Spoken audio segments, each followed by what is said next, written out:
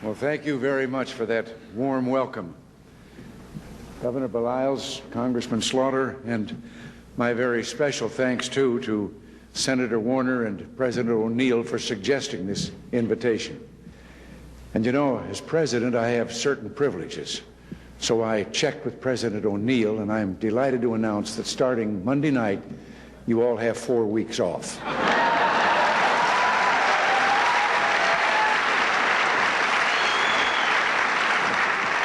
But here at UVA, we are surrounded with memories of Thomas Jefferson.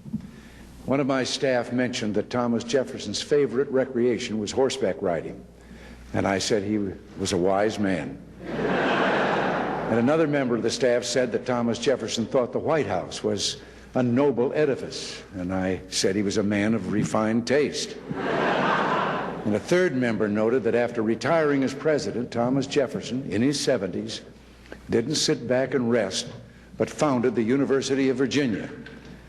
And I said, there's always an overachiever who makes it hard for the rest of us.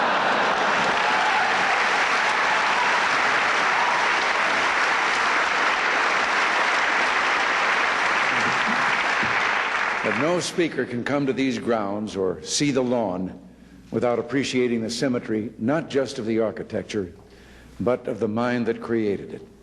The man to whom that mind belonged is known to you as Mr. Jefferson, and I think the familiarity of that term is justified. His influence here is everywhere. And yet, while those of you at UVA are fortunate to have before you physical reminders of the power of your founder's intellect and imagination, it should be remembered that all you do here, indeed all of higher education in America, bears signs too of his transforming genius. He knew successful self-government meant bringing together disparate interests and concerns, balancing, for example, on the one hand, the legitimate duties of government, the maintenance of domestic order and protection from foreign menace, with government's tendency to preempt its citizens' rights, take the fruits of their labors and reduce them ultimately to servitude. So he knew that governing meant balance, harmony, and he knew from personal experience the danger posed to such harmony by the voices of unreason, special privilege, partisanship, or intolerance. And I do mean personal experience. You see, despite all of George Washington's warnings about the divisiveness of the partisan spirit, Federalists and Republicans were constantly at each other in those days. The Federalists of the Northeast had held power for a long time and were not anxious to relinquish it. Years later, a New York congressman honored the good old days when, as he put it, a Federalist could knock a Republican down to the streets of New York and not be questioned about it. Now, the Federalists referred to Mr. Jefferson as, and here I quote, a mean-spirited, low-lived fellow raised wholly on hot cake made of coarse ground southern corn, bacon, and hominy, with an occasional fricasseed bullfrog. Well, by the way, was the 1800 equivalent of what I believe is known here as USVAA as a Gus burger?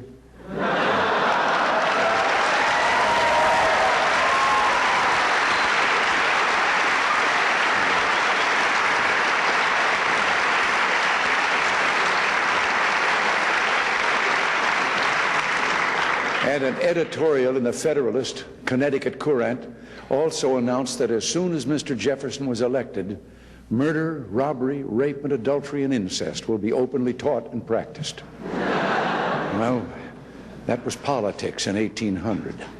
So you see, not all that much has changed. Actually, I've taken a moment for these brief reflections on Thomas Jefferson and his time precisely because there are such clear parallels to our own. We, too, have seen a new populism in America, not at all unlike that of Jefferson's time. We've seen the growth of a Jefferson-like populism that rejects the burden placed on the people by excessive regulation and taxation, that rejects the notion that judgeship should be used to further privately held beliefs not yet approved by the people, and finally rejects too the notion that foreign policy must reflect only the rarefied concerns of Washington rather than the common sense of a people who can frequently see far more plainly dangers to their freedom and to our national well-being. It is this latter point that brings me to the University of Virginia today. There has been much change in the last 8 years in our foreign relations, and this September, when I spoke to the United Nations, I summarized much of the progress we've seen in such matters as the human rights agenda, arms reduction, and resolving those regional conflicts that might lead to later or wider war.